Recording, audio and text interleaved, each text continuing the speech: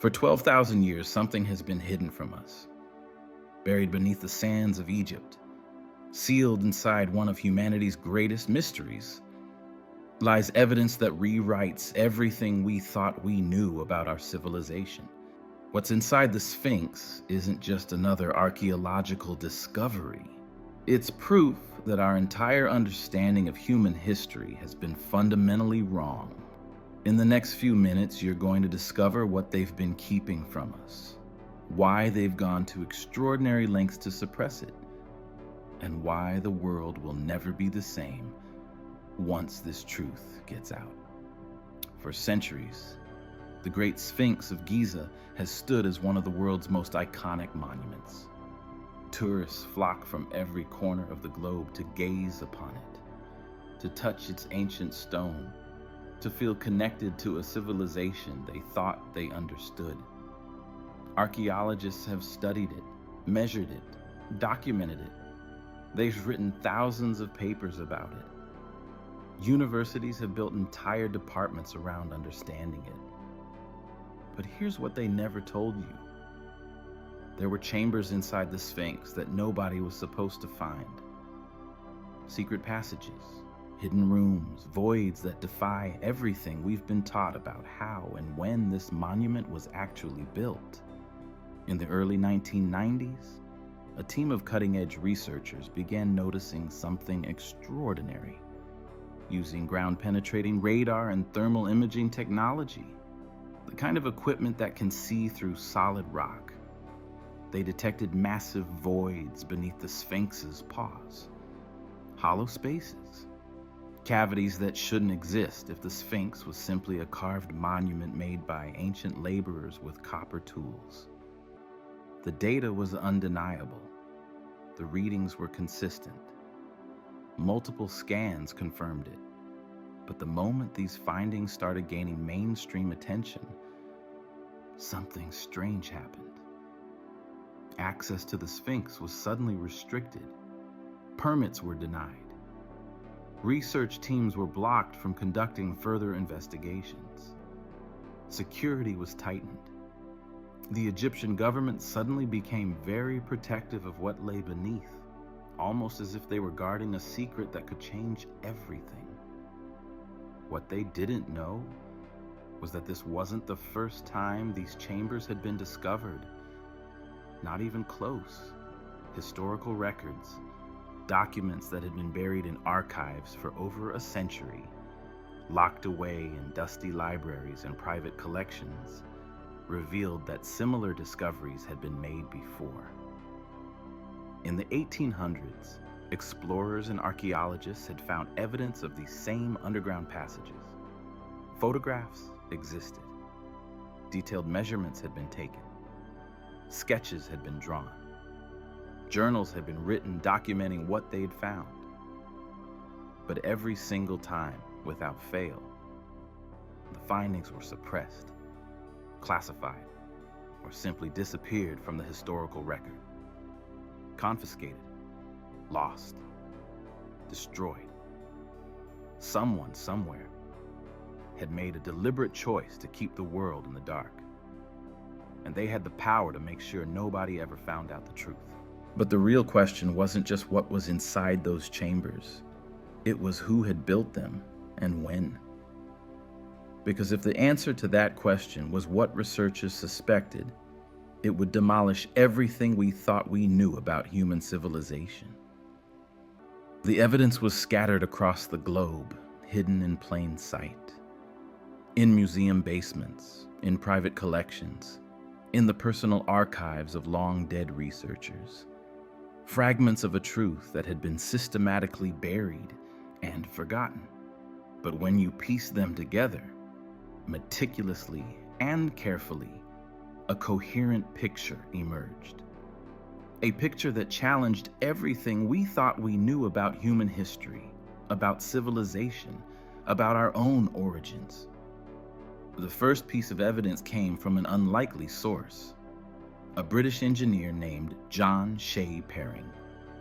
In the 1830s, during an era when archaeological methods were still in their infancy, Herring had been commissioned to conduct detailed surveys of the pyramids and the Sphinx.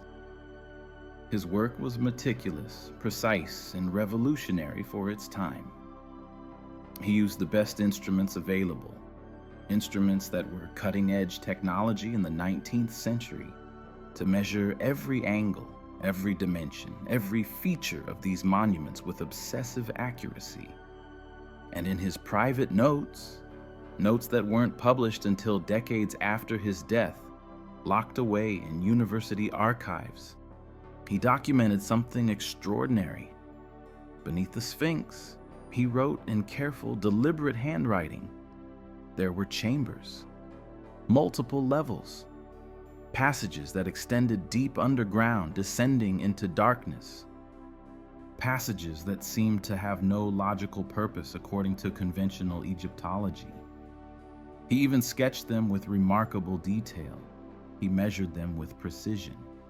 He calculated their dimensions and drew maps of their layouts.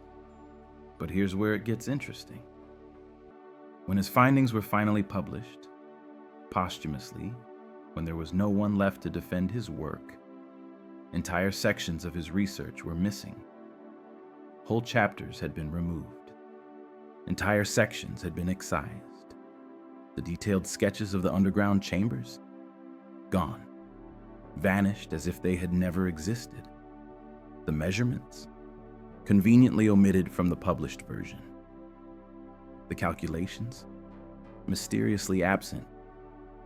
It was as if someone had gone through his life's work with a careful hand and deliberately extracted anything that contradicted the official narrative about when and how the Sphinx was built, who built it, and what its true purpose might have been. Then came the thermal anomalies.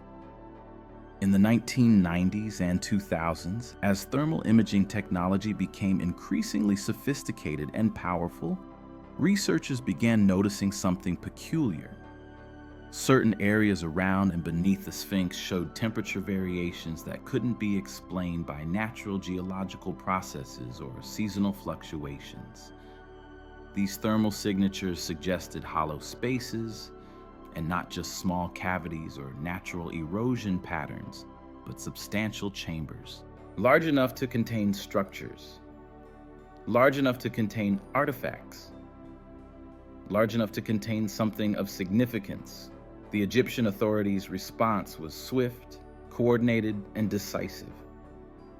They denied access to independent researchers. They restricted ongoing investigations.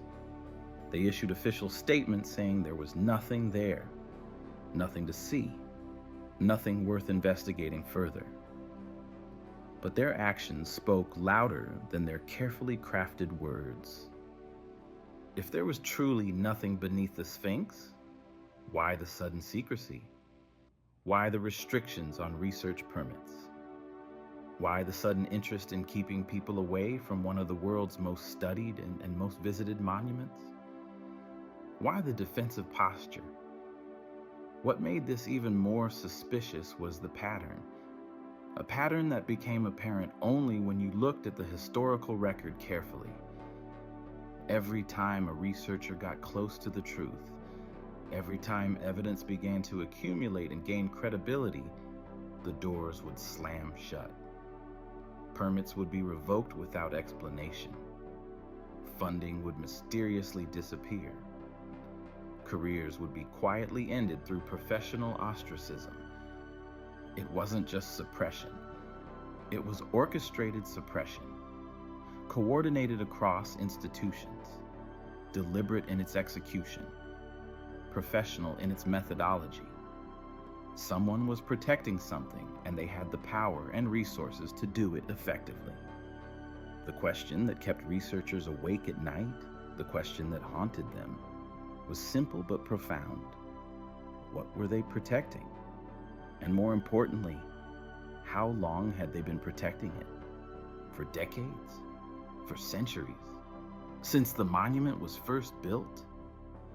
What truth was so dangerous, so fundamentally threatening to our understanding of human civilization, that it warranted such extensive and coordinated effort to keep it hidden from the world? The breakthrough came from an unexpected direction, from a source that no one could have predicted or anticipated. Dr. Sarah Chen, a renowned geophysicist who had spent 15 grueling years studying underground water systems and geological formations across multiple continents, was working on a completely unrelated project in Egypt. She had been commissioned by an international water management consortium to map aquifers and underground rivers, trying to understand how ancient civilizations, the Egyptians, the Nubians, the countless cultures that had flourished in the Nile Valley, managed water resources in the harsh, unforgiving desert environment. Her work had nothing to do with the Sphinx, or so she thought, or so she had been told. But when she was reviewing her ground-penetrating radar data one evening in her Cairo hotel room, sitting alone with her laptop and a cup of cold coffee, something caught her eye. An anomaly, a pattern that didn't match any natural geological formation she'd ever seen in her entire career. It was too regular, too symmetrical, too deliberate, too perfect to be the result of natural processes. She ran the data through her analysis software again, checking her instruments, verifying her calibrations, then again, and again. The results were consistent every single time. There was something down there, something substantial, something man-made, something that had been deliberately hidden or buried beneath layers of sand and rock, concealed from the world for reasons that could only be guessed at. Chen knew immediately that she had stumbled onto something dangerous, something that people had gone to great lengths to conceal. She had been in Egypt long enough to understand the political landscape, to read the subtle signals, to comprehend the sensitivities around archaeological discoveries, the unspoken rules about what you could and couldn't investigate without facing serious consequences. But she was a scientist. Her entire career, every publication, every discovery, every moment of her professional life had been built on following evidence wherever it led, no matter how inconvenient or controversial. She couldn't ignore this. She wouldn't ignore it. Her conscience wouldn't allow it. She began reaching out to colleagues, carefully, discreetly, testing the waters like someone dipping their toe into dangerous waters, trying to see who might be interested in helping her investigate further without drawing unwanted attention. Most ignored her messages entirely, as if her emails had been deleted before they even read them. Some responded with thinly veiled warnings, cryptic messages that made it clear she should drop the matter immediately. One colleague, a respected and well-connected Egyptologist named Dr. Hassan Mahmoud, who had spent 40 years studying the monuments of ancient Egypt and had connections throughout the archaeological establishment, agreed to meet with her in person. They sat in a crowded cafe in downtown Cairo, speaking in hushed tones, aware that they might be watched, that their conversation might be monitored, that someone might be interested in what they were discussing. "You need to be very careful," Mahmoud warned her, stirring his coffee slowly, deliberately, as if the action itself required all his concentration. "There are things in Egypt that are not meant to be discovered. There are powerful people, very powerful people, who have invested a great deal of time, money, and effort in keeping certain truths buried.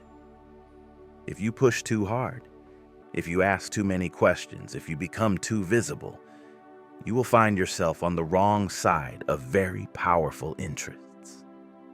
Interests that have the resources and the willingness to eliminate threats." "But you're an archaeologist," Chen said, frustrated by his apparent resignation, by his acceptance of suppression. "Don't you want to know the truth? Don't you want to understand our history? Don't you want to contribute to human knowledge?" "Of course I do," Mahmoud replied, his voice barely above a whisper, almost inaudible in the bustling cafe. "But I also want to keep my career intact. I want to keep my family safe. I want to live to see my grandchildren grow up. I want to be able to walk the streets without looking over my shoulder. Sometimes, Dr. Chen, the price of truth is simply too high. The cost is too great. But despite the warnings, despite the obvious risks, despite everything his experience had taught him about the dangers of asking the wrong questions, Mahmoud agreed to help her. He knew people, important people, people who had seen things that weren't meant to be seen. People who had access to restricted areas, to chambers that were officially sealed, to places that didn't appear on any map. People who, for the right reasons and the right compensation, might be willing to bend the rules, to take risks, to help uncover the truth. Over the next 3 months, Chen and Mahmoud assembled a small team. They were careful. They were cautious. They moved quietly through the bureaucratic maze of Egyptian archaeology, pulling strings that had taken years to establish, calling in favors that had been accumulated over decades, exploiting connections that represented a lifetime of professional relationships and careful networking. And slowly, incrementally, piece by piece, they gained access. They obtained permits. They secured equipment. They arranged for guards to be absent during certain hours. They built a network of allies who understood what was at stake. The first time Chen descended into the chamber beneath the Sphinx, descending stone stairs that seemed to go on forever, her heart pounding in her chest, she wept. Not from fear, though there was plenty of that coursing through her veins. Not from excitement, though that was certainly present in overwhelming measure. She wept because she understood, in that profound moment of clarity, that everything she had been taught about human history was incomplete, perhaps fundamentally wrong, perhaps deliberately falsified. The chamber was vast, impossibly vast. The ceiling soared above her head, disappearing into shadows supported by massive pillars carved from single blocks of stone that must have weighed hundreds of tons. The walls were covered in inscriptions, not hieroglyphics, not the familiar Egyptian script that had been studied for centuries, but something else entirely. Something older. Something that predated the Egyptian dynasties by thousands of years, perhaps tens of thousands. And in the center of the chamber, on a raised platform that suggested it held something of tremendous importance, was a structure that defied explanation. It was geometric, perfectly geometric, precise in its measurements and proportions, made from a material that looked like stone, but felt like something else entirely when she touched it with trembling fingers. Something that shouldn't exist. Something that violated everything she knew about material science and geology. "My God," Mahmoud breathed beside her, his voice trembling with emotion and shock. "What is this? What are we looking at?" "I don't know," Chen whispered back, her voice barely steady. "But I think we've just found the answer to a question that someone has been trying to suppress for a very long time. A very, very long time." As they explored deeper into the chamber, documenting everything with cameras and instruments, recording measurements and taking samples, they realized they weren't alone. Not in the way they had hoped. Scratch marks on the walls suggested that others had been here before them. Recently, within the last few years, perhaps even more recently. And there were signs of deliberate destruction. Sections of wall that had been chiseled away with deliberate force. inscriptions that had been deliberately erased, as if someone had been trying to erase evidence, to remove proof, to destroy documentation of what had been discovered. They had perhaps 20 minutes, maybe less, to document what they could before they heard the sound. Footsteps, multiple people, coming down the stone stairs, coming toward them, coming with purpose and determination. Someone had known they were here. Someone had been watching. Someone had decided it was time to stop them. Time to end their investigation. Time to ensure they never shared what they had discovered. Chen and Mahmoud exchanged a look of pure terror.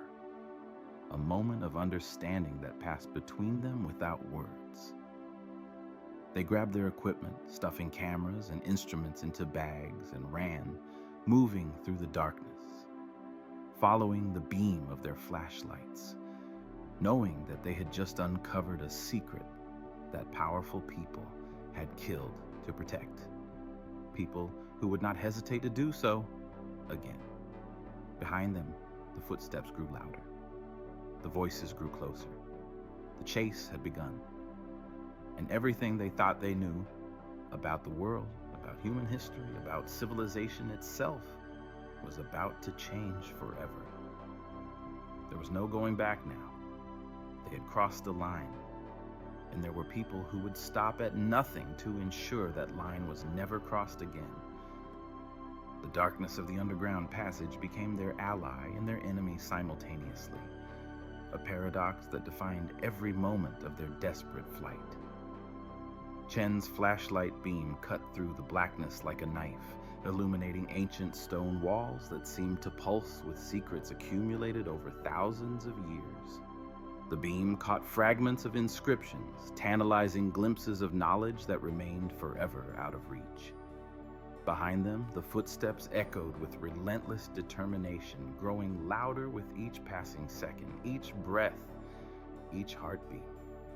The pursuers were professional, organized, methodical. They moved with the precision of people who had done this before, who had chased down intruders and silenced witnesses with practiced efficiency. "This way!" Mahmoud shouted, his voice cracking with urgency as he grabbed Chen's arm and pulled her toward a narrow corridor that branched off from the main chamber like a vein from an artery.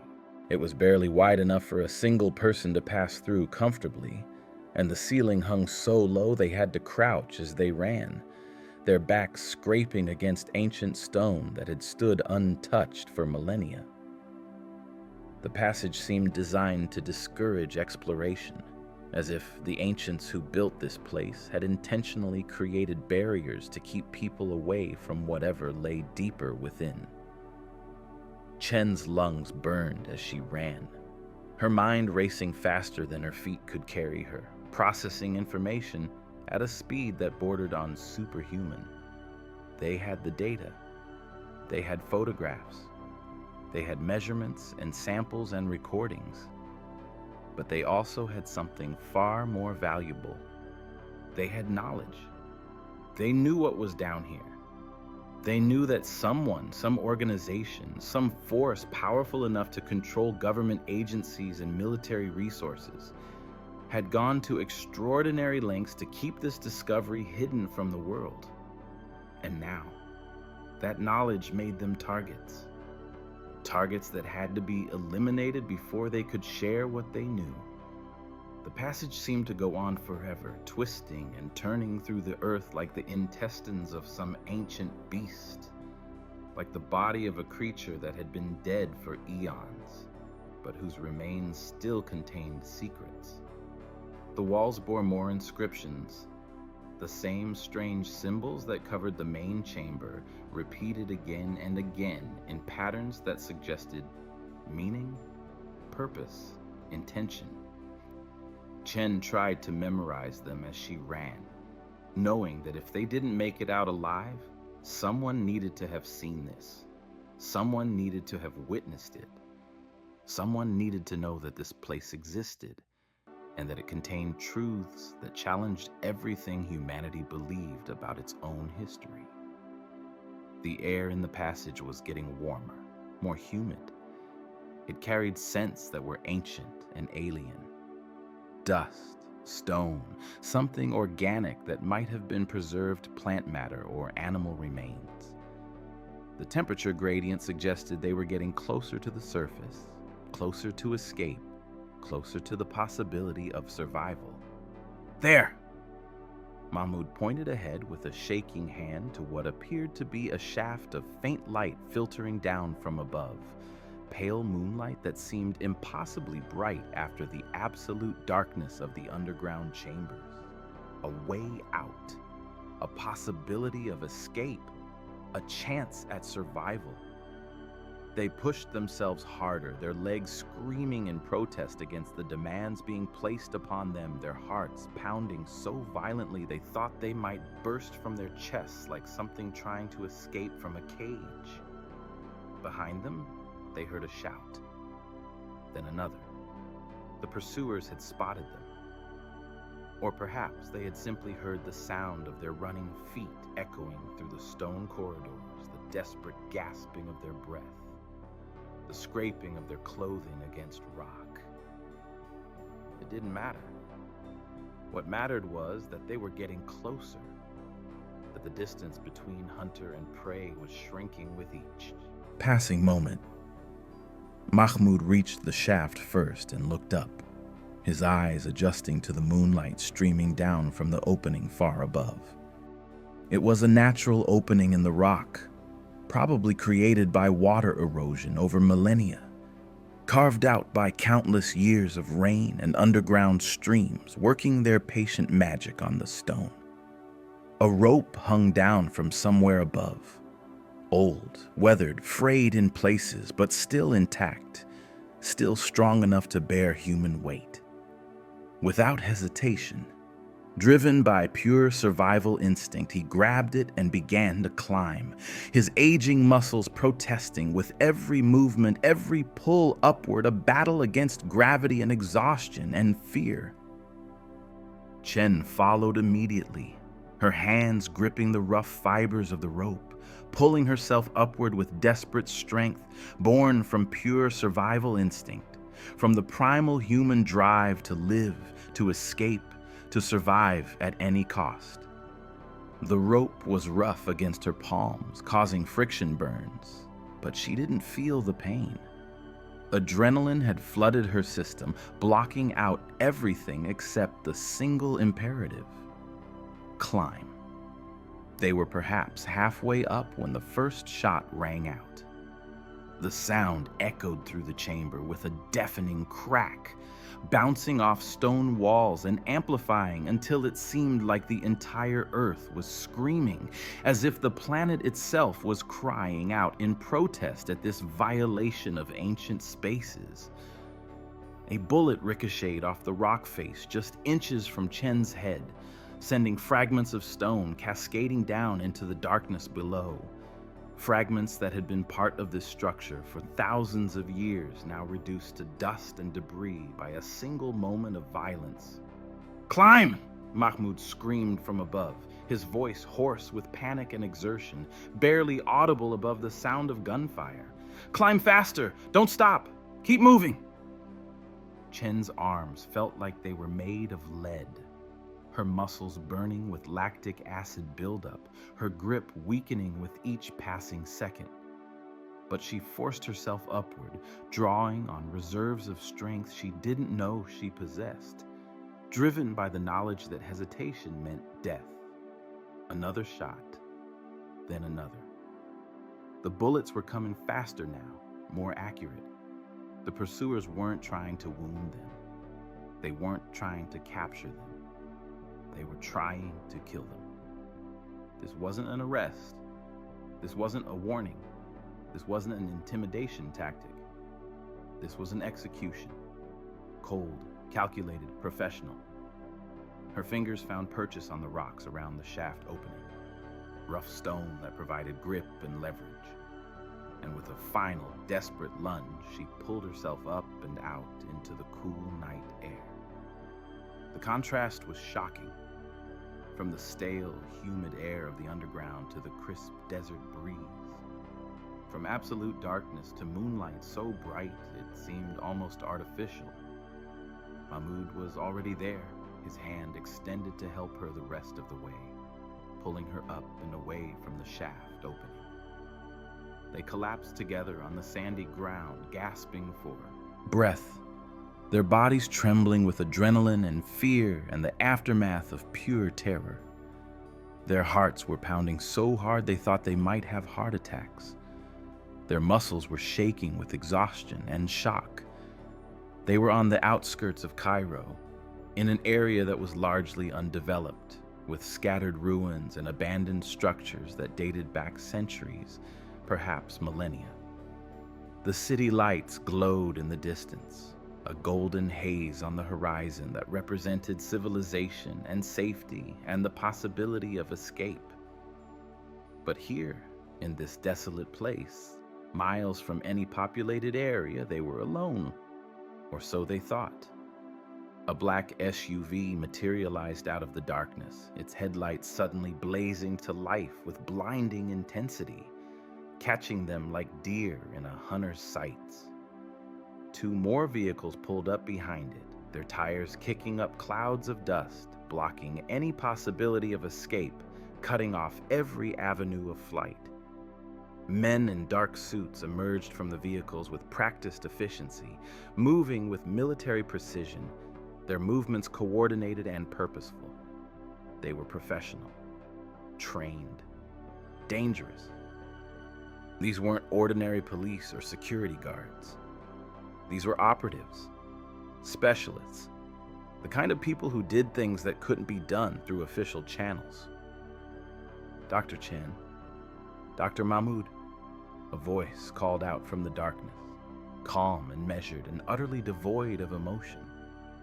A tall man stepped forward, his features obscured by the glare of the headlights, his face remaining in shadow even as his silhouette became clear. You've seen something you shouldn't have seen. You know something you shouldn't know. And now we have a problem that needs to be solved. Chen's mind raced through possibilities, each one more grim than the last. They were going to die here, in this desolate place, miles from help, with no one knowing where they were, no one knowing what they had discovered, no one knowing what they had learned. The truth would die with them, buried as deeply as the chamber they had just escaped from, hidden as completely as if they had never existed at all. History would repeat itself. Another discovery would be suppressed. Another truth would be buried. But then, unexpectedly, another sound cut through the night. A sound that seemed impossible. A sound that didn't fit the script that was being written. Helicopter blades. The distinctive whoomp, whoomp, whoomp of military aircraft approaching fast, growing louder with each passing second, the sound of salvation, or perhaps just a different kind of danger. The men in suits looked up, confusion crossing their faces, their professional composure cracking for just a moment. The tall man spoke urgently into a radio, his voice too low to hear clearly, but his tone conveying alarm and uncertainty, and the sudden realization that something had gone wrong with their carefully laid plans. "Move!" a voice shouted from the shadows. Chen turned to see a figure emerging from the darkness. A woman, perhaps in her 50s, with sharp features and intelligent eyes that suggested a lifetime of experience and knowledge. Her hair was streaked with gray, pulled back in a practical bun. "I'm with the International Archaeological Authority. We've been monitoring this situation. We've been tracking what's happening here. Get in the vehicle. Now. Move." Without thinking, driven by pure instinct, by the knowledge that this was their only chance, Chen and Mahmoud ran toward the woman and the battered jeep that had appeared seemingly from nowhere, emerging from the desert like a mirage. They threw themselves into the back seat as the vehicle lurched forward, tires spinning in the sand, accelerating away from the black SUVs with reckless speed. Behind them, the helicopter was landing, its rotors kicking up massive clouds of dust that turned the night into a swirling chaos of sand and shadows. The men in suits were shouting, scrambling, trying to respond to this unexpected development, trying to process what had gone wrong. But the Jeep was faster, more maneuverable in the rough terrain, designed for desert travel in ways that the heavy SUVs could never match. Within minutes, the lights of Cairo were fading behind them, becoming smaller and smaller, and they were racing through the desert night, heading toward an uncertain future, toward destinations unknown, toward answers that might be waiting somewhere in the vast darkness. "Who are you?" Chen gasped, still trying to catch her breath, her voice hoarse from running and screaming internally. "How did you know we were here? How did you know we needed help?" The woman glanced at them in the rearview mirror, her eyes meeting theirs for just a moment, a slight smile playing at the corners of her mouth. "My name is Dr. Elizabeth Hartwell, and I've been looking for people like you for a very long time. People who stumble upon the truth, people who refuse to look away, people who are willing to risk everything to uncover what's been hidden. People like you are rare, precious, dangerous to the people who benefit from secrecy." "What do you want from us?" Mahmoud asked, his voice hoarse and exhausted, barely above a whisper. "Why did you save us? What's your agenda?" "The same thing you want," Hartwell replied, her voice steady and confident. "The truth. All of it. Everything that's been hidden. Everything that's been suppressed. And I think I know where to find the answers you're looking for. I think I know where to find the rest of the pieces of this puzzle. But first, we need to get you somewhere safe. Somewhere they can't find you.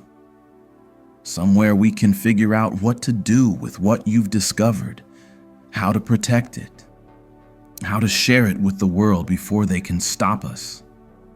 As the Jeep bounced across the desert, the city lights disappearing completely behind them, swallowed by the vast darkness of the Egyptian wilderness, Chen realized that their escape was only the beginning. They had uncovered one secret, but in doing so, they had opened a door to something far larger, far more complex, far more dangerous than they could have possibly imagined. They had pulled a thread, and now the entire tapestry of human history seemed to be unraveling around them. They had asked one question, and now they were faced with 1,000 more. They had found one answer, and it had led them to a mystery that was exponentially larger and more profound. The real investigation was just beginning. The real danger was just starting. And somewhere in the darkness ahead, there were people who would stop at nothing to keep the truth buried, to keep the world in ignorance, to maintain the comfortable lies that had been told for thousands of years. The desert highway stretched endlessly before them, a ribbon of asphalt cutting through the vast emptiness of the Egyptian wilderness like a scar on ancient skin. The Jeep's headlights illuminated only a small circle of road ahead, the rest of the world consumed by impenetrable darkness that seemed to swallow light itself. Chen sat in the back seat, her mind still reeling from the events of the past hours, trying to process the enormity of what had happened, the magnitude of the discovery, the terrifying implications of being hunted by forces she didn't understand. Mahmoud was beside her, his head resting against the window, his breathing finally beginning to slow as the adrenaline wore off and exhaustion took hold of his aging body, pulling him toward unconsciousness. Dr. Hartwell drove with practiced ease, her hands steady on the wheel despite the rough road conditions. her eyes constantly checking the mirrors for signs of pursuit, scanning the darkness behind them for headlights that might indicate they were being followed. She didn't seem concerned on the surface, but Chen could see the tension in her shoulders, the way her jaw clenched periodically, the subtle signs of someone who was deeply aware of the danger they were in, who understood the stakes, who knew exactly what these people were capable of doing. The silence in the Jeep was heavy, oppressive, filled with unasked questions and unspoken fears. The only sounds were the engine's steady rumble, the tires on the asphalt, the occasional gust of wind that rocked the vehicle slightly. Chen found herself staring out at the darkness, wondering what lay out there in the vast emptiness, wondering if they were truly safe, wondering if this escape was real or just a temporary reprieve before something worse happened. "Where are we going?" Chen asked after what felt like an eternity of silence, her voice hoarse and raw from screaming and running and the dust of the underground chambers still coating her throat. "Where are you taking us? What's your plan?" "North," Hartwell replied simply, her eyes never leaving the road. "There's a facility about 200 kilometers from here. It's not on any official maps. It's not connected to any government agency. It's completely off the grid, which is exactly what we need right now.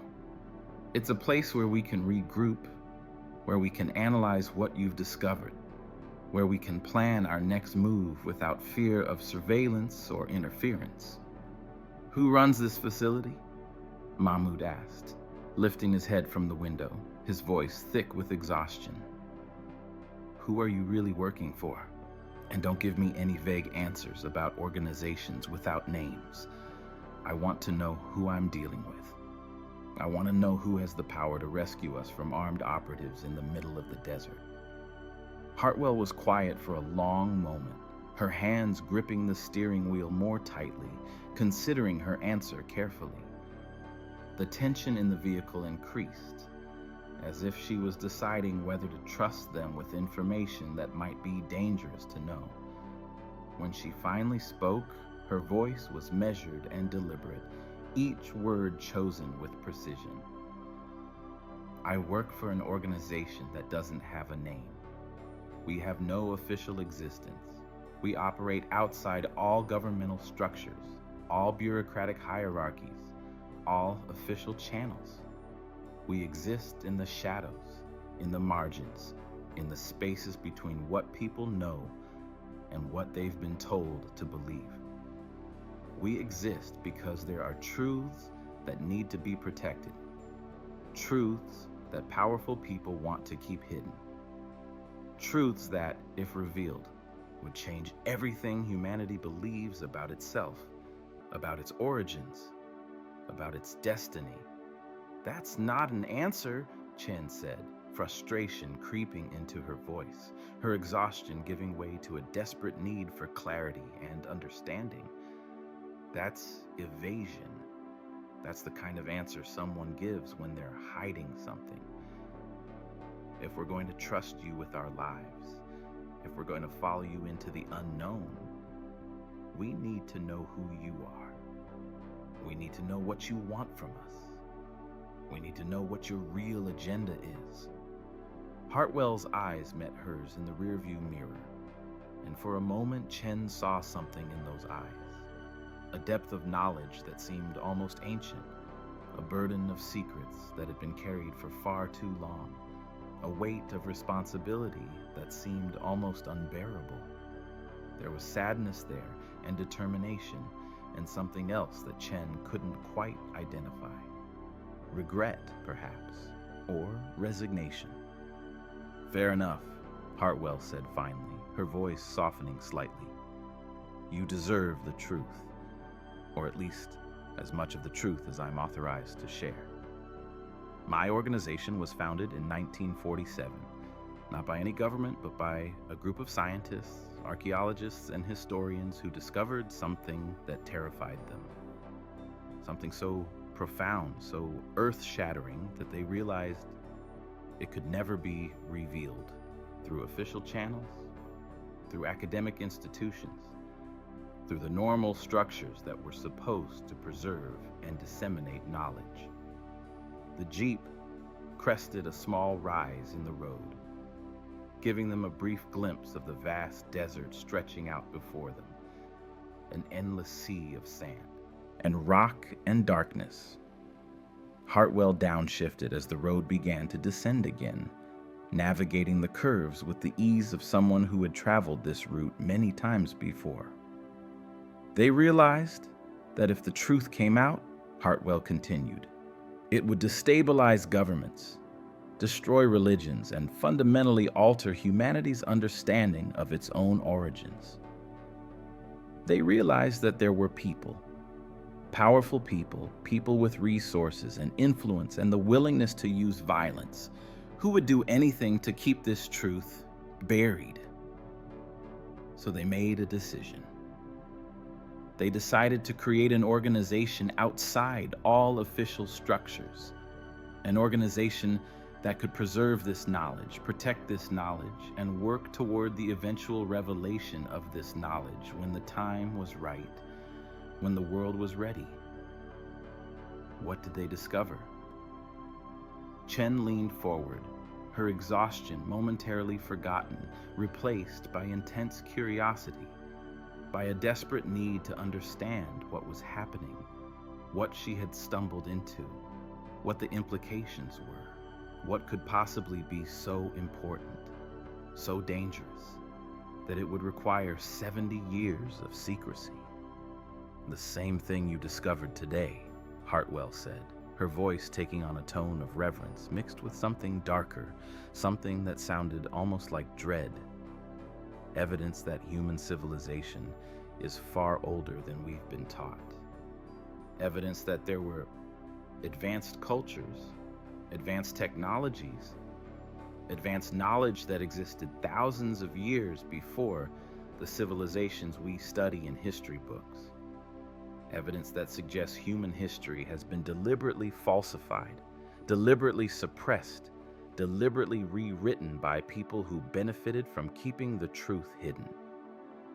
Mahmoud made a sound of disbelief, a harsh laugh that echoed in the confined space of the Jeep. That's impossible. That's conspiracy theory nonsense. There's no evidence. There's plenty of evidence, Hartwell interrupted, her tone not unkind but firm, brooking no argument. The evidence is everywhere, if you know where to look, if you're willing to see it, if you're not blinded by the orthodoxy of mainstream academia. Anomalies that don't fit the accepted narrative are dismissed or buried. Discoveries that challenge the established timeline are ridiculed or classified. Alternative theories are marginalized, and their proponents are ostracized from the academic community, their careers destroyed, their reputations ruined, their research suppressed. The Jeep swerved suddenly as Hartwell checked the mirrors again, her attention momentarily diverted by something she saw or thought she saw in the darkness behind them. But the road behind them remained empty, a ribbon of asphalt disappearing into the night. She seemed satisfied and continued driving at the same steady pace, though her grip on the steering wheel remained tight, her vigilance undiminished. Consider the evidence, Hartwell said, her voice taking on the cadence of someone who had made this argument many times before. The precision of the pyramids, the alignment of megalithic structures with astronomical phenomena, the sudden appearance of advanced civilizations with no apparent developmental period, the similarities between mythologies across cultures separated by thousands of miles and thousands of years, the technological anomalies that shouldn't exist according to the accepted timeline, the artifacts that don't fit the narrative, the structures that couldn't have been built with the technology supposedly available at the time. All of these things are explained away, dismissed as coincidence or luck or misinterpretation. But what if they're not? What if they're evidence of something we're not supposed to know? Chen found herself nodding despite her skepticism, despite her training as a scientist that demanded proof and reproducibility and peer review. There was something compelling about what Hartwell was saying, something that resonated with observations Chen had made over her career, anomalies she had noticed but dismissed, questions she had asked but been discouraged from pursuing. For decades, my organization has been collecting evidence, Hartwell continued. We've been documenting anomalies. We've been preserving discoveries that the official establishment wants to forget. We've been building a picture of a hidden history, a true history, a history that's been deliberately obscured by forces that benefit from ignorance. We have researchers in universities, in government agencies, in archaeological institutions, in military organizations.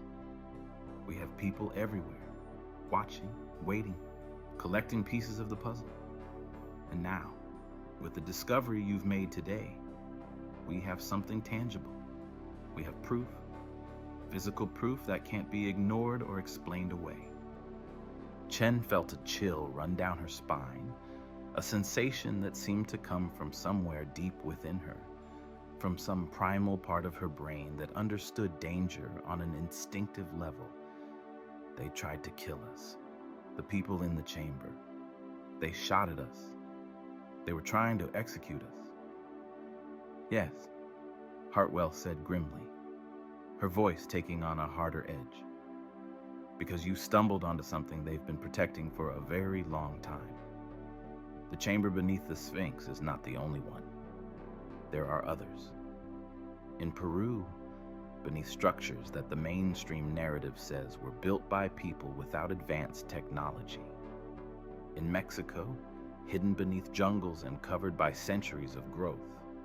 In Southeast Asia, in Cambodia, in Thailand, and Laos. In Central Asia, in the mountains and deserts of Afghanistan and Pakistan. In Europe, beneath the earth, in places that have been sealed off and declared off-limits to archaeological investigation. All over the world, there are underground chambers, hidden structures, archaeological anomalies that suggest a global civilization, a global network of knowledge and technology that predates everything we think we know about human history. But why? Mahmoud asked, his voice stronger now, his scientific mind demanding explanation and logic. Why would someone go to such lengths to keep this hidden? What's the purpose? What do they gain? What's the mechanism by which this suppression is maintained across centuries, across continents, across different governments and religions and cultures? Control, Hartwell said simply, the word hanging in the air like a pronouncement of doom. Knowledge is power. If the general population understood that human civilization has a hidden history, if they understood that there were advanced technologies and advanced knowledge that have been deliberately suppressed, if they understood that they had been lied to about the very foundations of human existence, it would fundamentally challenge the power structures that currently govern the world. Governments, religious institutions, academic establishments, all of them have a vested interest in maintaining the current narrative. All of them benefit from keeping people ignorant, from keeping people divided, from keeping people focused on trivial matters while the truth remains hidden. Changing that narrative would mean losing control, losing authority, losing the ability to dictate what people believe about themselves and their world. The Jeep crested a hill, and suddenly the vast expanse of the desert opened up before them, stretching to the horizon under a sky filled with more stars than Chen had ever seen in her life. Stars that seemed to go on forever, creating a sense of vertigo and insignificance. It was beautiful and terrible at the same time, a reminder of how small they were, how insignificant in the face of the vastness of time and space and history, how brief their individual lives were compared to the ancient forces and ancient knowledge that seemed to be at play in this situation. "How long have you known about the chamber?" Chen asked, her voice smaller now, more vulnerable. "How long has your organization known about the Sphinx anomaly? How long have you been waiting for someone to discover what's beneath it?" "We've known about the Sphinx anomaly for about 15 years, Hartwell admitted, her voice taking on a confessional tone. "We had suspected there was something beneath it, based on ancient texts, based on anomalies in the geological surveys, based on pieces of information we'd gathered from various sources over the decades. But we didn't have hard evidence, not the kind of concrete scientific evidence that could withstand scrutiny, until your ground-penetrating radar data came through. That's actually how we found you. We have people monitoring unusual seismic and geological surveys in sensitive areas. When your data came through, when it showed the anomalies beneath the Sphinx, we flagged it immediately. We started tracking you, watching you, waiting to see what you would do. We were hoping you would investigate further. We were hoping you would go deeper. And when you did, when you decided to explore that chamber despite the risks, we made sure we were in position to extract you before they could silence you." Extract. Chen felt a wave of panic wash over her, a sudden doubt about whether they had actually been rescued or whether they had simply been captured in a different way. "You mean kidnap? You mean you took us without our consent, without our knowledge?" "I mean, save," Hartwell corrected gently, her tone compassionate but firm. "If we hadn't been there, if we hadn't intervened, you would be dead right now. Your bodies would be disposed of in a way that would make it look like you disappeared in the desert, like you got lost, like you fell victim to bandits or an accident. Your research would be destroyed. Your data would be erased. Your discovery would be buried along with you. That's how they operate. That's how they've been operating for 70 years. That's their standard procedure for dealing with people who stumble onto the truth." The Jeep turned off the main highway onto a smaller road that seemed to lead nowhere, disappearing into the desert like a path that existed only in imagination, a track that probably didn't even appear on modern maps. Hartwell navigated it with ease, suggesting she had traveled this route many times before, that she knew every curve and every obstacle, that this path was as familiar to her as walking through her own home. "Where exactly are we going?" Chen asked, watching the landscape become increasingly barren and desolate, the vegetation disappearing, the terrain becoming more and more hostile to human habitation. "How much farther until we reach this facility?" "Another hour, perhaps 90 minutes depending on road conditions," Hartwell said. "We're heading toward a location in the western desert, in an area that's officially designated as a restricted military zone. The facility is built into a series of caves and underground chambers that were formed by geological processes over millions of years.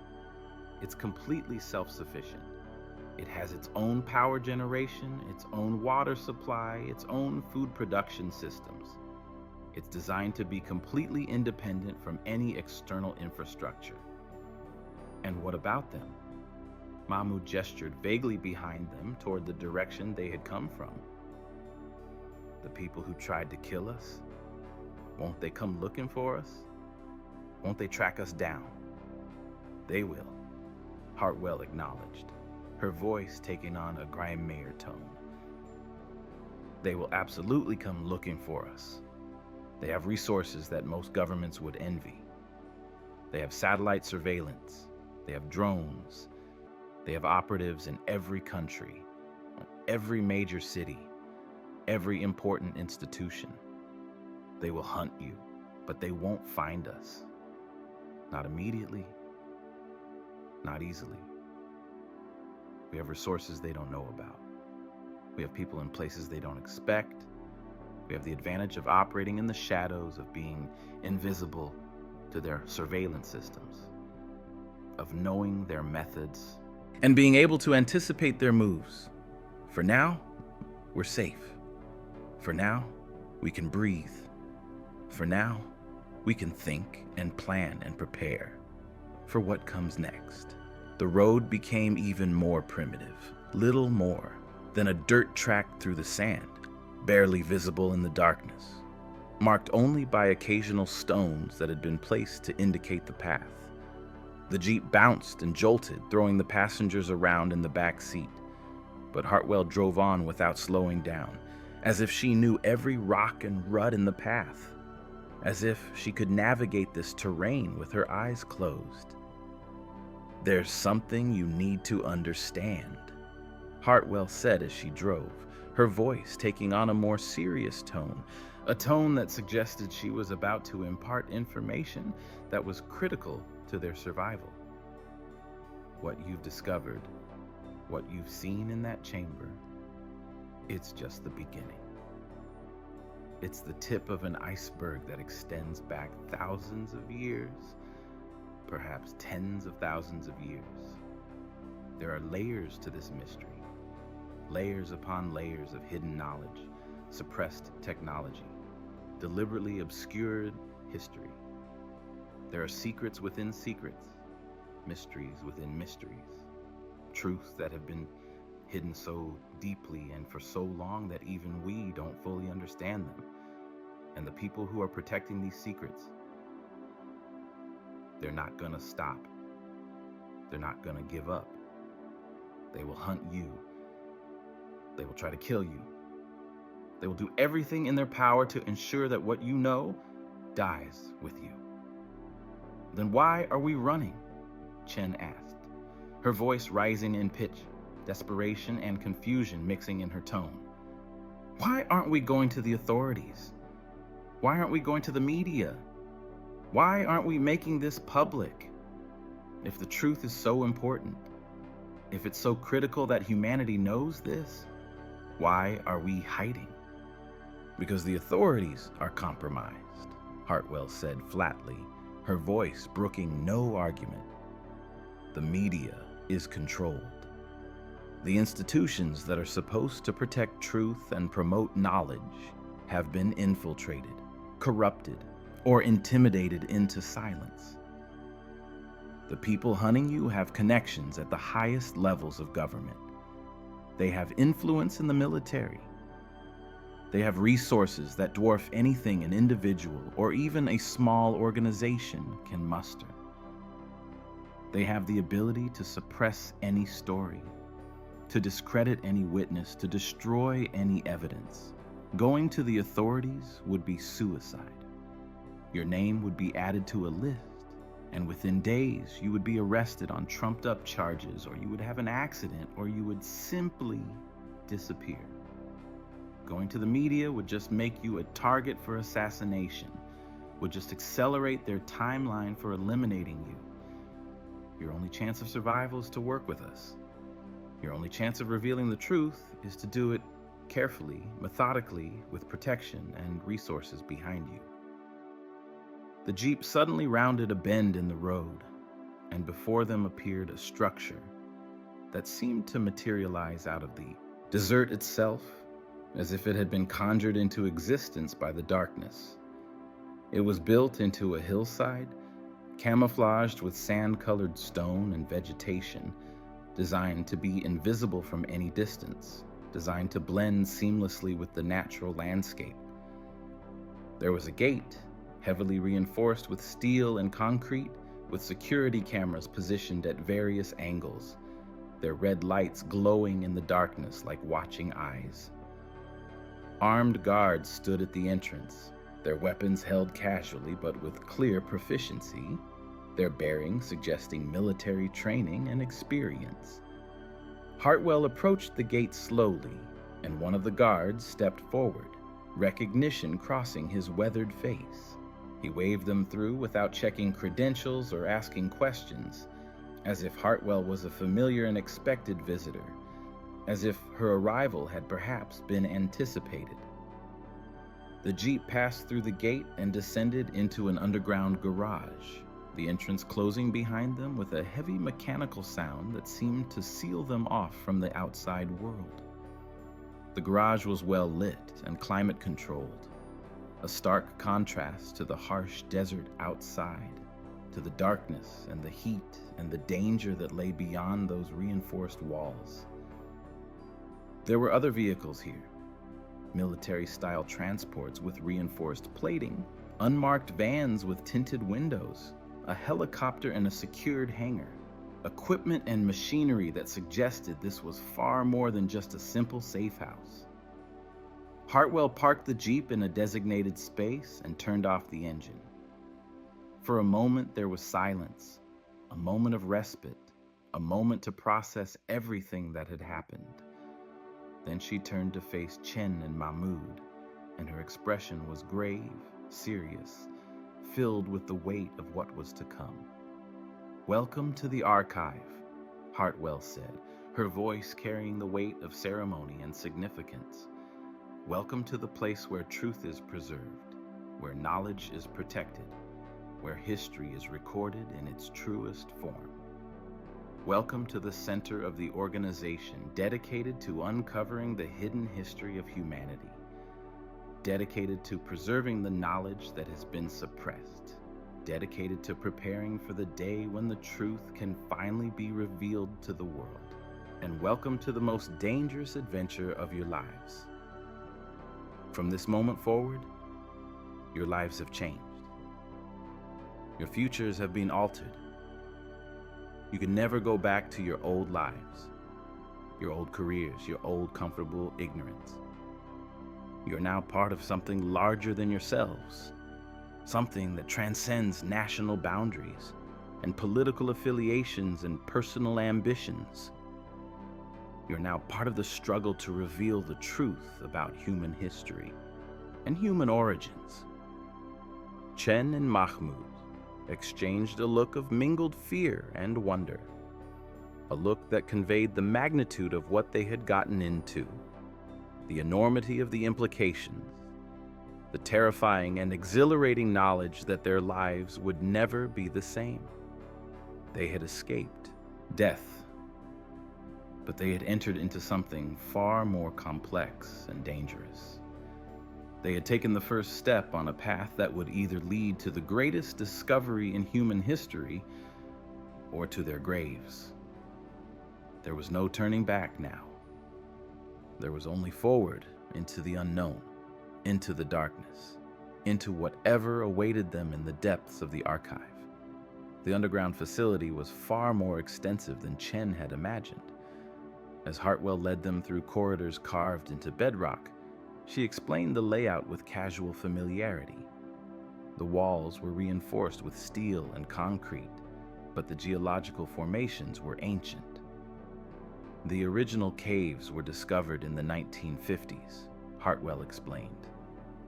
We've expanded carefully over decades to avoid detection. We have over 50 kilometers of passages now, most unmapped on any official document. They passed through security checkpoints with armed personnel and biometric scanners. After several turns, they arrived at a large chamber converted into a library and research center.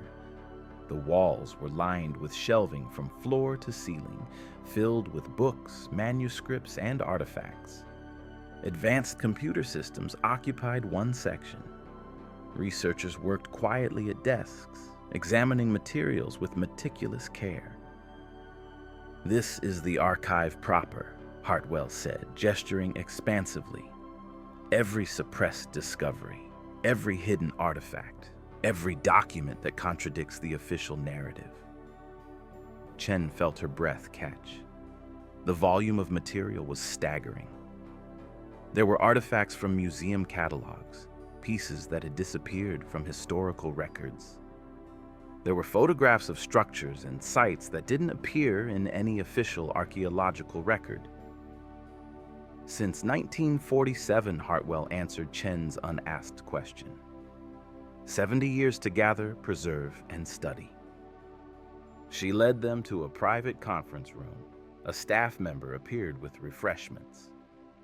"You must be exhausted," Hartwell said. "Get some rest, but first we need to talk about what comes next." "What do you want from us?" Chen asked directly. "Your expertise," Hartwell replied. "Your discovery beneath the Sphinx is significant, but it's just one piece of a larger puzzle. We need you to help us understand it." She activated a wall screen displaying a world map with dozens of red markers. "These are sites of archaeological anomalies," she explained. "The pyramids of Egypt, Pumapunku in Peru, Stonehenge, Angkor Wat, Göbekli Tepe, Easter Island, Derinkuyu, Nazca Lines, Baalbek, and dozens more. Each has features that shouldn't exist according to conventional archaeology." She displayed images of various artifacts, intricate mechanical devices, ancient tools with impossible precision, astronomical knowledge that predated telescopes. "The Antikythera mechanism," Hartwell pointed to an image. "An astronomical computer from around 100 BCE. Nothing like it should have existed for another 1,000 years. Yet here it is." Mahmoud leaned forward, his scientific mind engaged. "If advanced civilizations existed, what happened to them?" "A catastrophic event," Hartwell said. "Approximately 1,800 years ago, a comet or asteroid struck Earth. It destroyed advanced civilizations and set humanity back to a primitive state. This explains the anomalies, the sudden appearance of advanced cultures, and the global nature of the evidence." She displayed ancient texts and religious iconography from various cultures: Sumerian tablets, Egyptian hieroglyphics, Hindu texts, Mesoamerican codices. All described similar themes of visitors from the sky and advanced beings. "We call this the preservation theory," Hartwell explained. "We believe the pre-catastrophe civilization deliberately left records and created structures to preserve knowledge. The pyramids and temples aren't just monuments. They're repositories of knowledge, messages from the past to the future." "That contradicts everything we've been taught," Mahmoud said. "I'm not asking you to believe it," Hartwell replied. "I'm asking you to investigate, to examine the evidence, to apply your expertise to the question." She deactivated the screen. "The chamber beneath the Sphinx fits into this larger picture. It's another piece of the puzzle. We believe there are more chambers, more artifacts waiting to be discovered. The ancient builders left a trail for us to follow." "What comes next?" Chen asked. "That's what we need to figure out," Hartwell said. "Whatever the ancient builders were preparing us for, the time is coming when this knowledge will be revealed. We need to be ready. We need to understand what we're dealing with." She gestured toward the corridor. "Come, let me show you more of what we have. Then you can decide whether you want to be part of this." As Chen and Mahmoud followed Hartwell deeper into the archive, they felt the weight of the moment. They were crossing a threshold, moving from conventional academia into something far stranger and more profound. They were becoming part of a secret kept for 70 years, part of the struggle to uncover the truth about human history.